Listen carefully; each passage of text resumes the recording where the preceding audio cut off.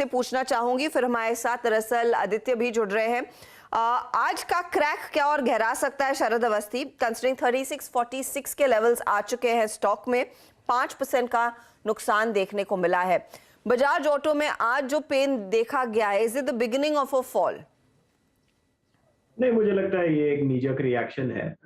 But अगर आप volume के हिसाब से देखें तो अभी भी उम्मीद की जा सकती है कि लगभग 4 मिलियन यूनिट जैसी सेल होगी।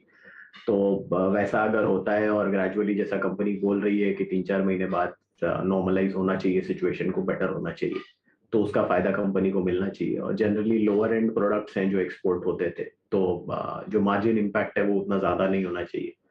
वॉल्यूम इम्पैक्ट थोड़ा आएगा, बट वो भी शॉर्ट लिव्ड होना चाहिए। मैक्सिमम 1 क्वार्टर का पेन और होना चाहिए। और इन वैल्यूएशंस पे मुझे नहीं लगता कि और डाउनसाइड बचती है। हमारे लक्ष्य करीब 4400-4500 रुपए के हैं। आपको नहीं लगता कंसर्न होना चाहिए? हमारे साथ अब एक्सिस सिक्योरिटीज के सीनियर रिसर्च एनालिस्ट आदित्य वेलेकर भी जुड़ गए हैं। आदित्य, जो सिचुएशन नाइजीरिया में उभर कर आ रही है, उससे ऑफ कोर्स डिमांड पर इम्पैक्ट रहेगा। और पिछले बारी जब हम कंपनी से बात भी कर रहे थे, उन्होंने कहा कि ये थोड़ा सा अनिश्चितता का माहौल एक्सपोर्ट मार्केट में जारी रहेगा। ये कितना बड़ा कॉज ऑफ कंसर्न है? शुरुआत उससे। हाँ, ये 2 क्वार्टर्स तक तो अप टू जून 2023 तक तो उन्होंने बोला ही था कि एक्सपोर्ट्स थोड़ा वीक रहेगा, specially in the African region. तो उसके बाद ट्रिगर उसके बाद वी हैव टू मॉनिटर कि अभी उसके बाद वो कैसे पिकअप करता है। बेस्ड ऑन दैट, उसके बाद अगर वो पिकअप करता है और 40 लाख यूनिट्स वो सेल कर पाता है इस साल 2023 में, और 24 में अगर उसके ऊपर कर पाता है, तो फिर एक ये रिसेंट ये जो फॉल हुआ है ये थोड़ा नीजर बोल सकते हैं। बट थोड़ा कॉशियस रहने की ज़रूरत है अभी भी। अगर ये जून में अगर रिकवरी नहीं आता है, जो ये बोल रहे हैं, मैनेजमेंट जो बोल रही है कि 2 क्वार्टर तक वीकनेस है, उसके बाद अगर नहीं आता है तो फिर एक इम्पैक्ट हो सकता है।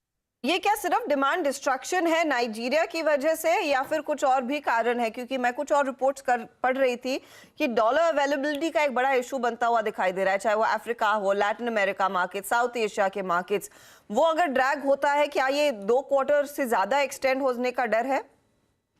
अभी फिलहाल तो 2 क्वार्टर का उन्होंने गाइडेंस दिया है, जून में रिकवरी हो सकती है। तो बट अभी ये मैक्रो इकोनॉमिक एनवायरनमेंट के ऊपर डिपेंड करता है। अगर फेड कंटिन्यूस हाइक्स करता है, जब अभी लेटेस्ट जो यूएस से डेटा आया है कि लेबर मार्केट अभी वहाँ भी अभी भी स्ट्रांग है, तो फेड अभी भी जो पाइवोट फेड का होने वाला था वो अब कब होगा उसका थोड़ा सा एक अनिश्चितता आई है। तो ये पेन 2 क्वार्टर तक तो विजिबिलिटी है पेन का। उसके बाद ये पेन अगर बरकरार रहता है तो डेफिनेटली थोड़ा सा प्रोडक्शन हिट हो सकता है। This is across the regions means, but Africa region सबसे ज्यादा इम्पैक्टेड है, जहाँ पे इनका सबसे बड़ा मार्केट है। अच्छा आदित्य, मेरे को बताइए, क्या ये सोली बजाज ऑटो की प्रॉब्लम है या फिर बाकी टू व्हीलर कंपनियों के लिए भी ये स्थिति है? कुछ डेटा पॉइंट्स इनफैक्ट हमने भी निकाले थे, और मैं ये नोटिस कर रही हूँ कि नवंबर, दिसंबर एंड जैन, सब इन तीनों में हमने देखा है क्लियरली, चाहे वो टीवीएस मोटर हो, बजाज ऑटो हो, हीरो मोटो